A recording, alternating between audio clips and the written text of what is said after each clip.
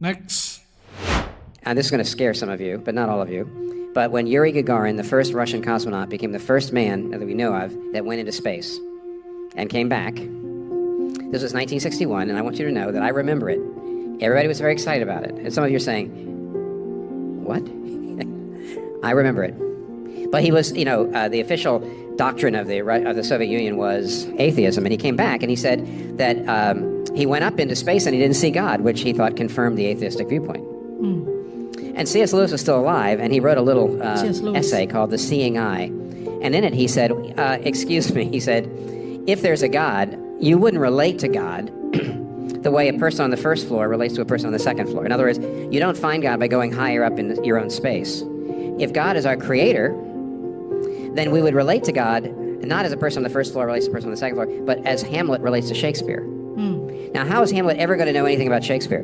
Hamlet's not going to find him anywhere on stage. If he can go all over, he's never going to find him. The only way he's ever going to meet Shakespeare is if Shakespeare writes himself into the play. In other words, Shakespeare created Hamlet, and if Hamlet's going to know anything about Shakespeare's going to have to write himself in.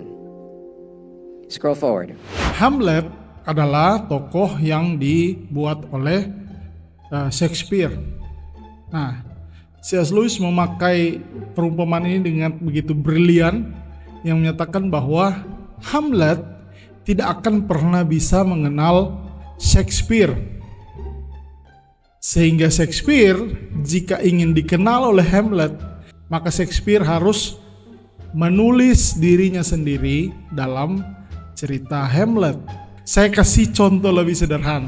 Bagaimana Luffy bisa mengenal Eiichiro Oda jika Oda tidak memasukkan tokoh bernama Eiichiro Oda ke dalam serial One Piece.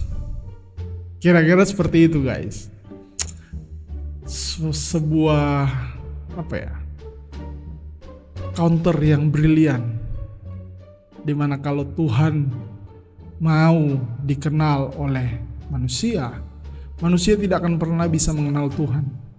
Tetapi Tuhan menulis dirinya sendiri ke dalam cerita kita. Ya, Yesus Kristus, inkarnasi.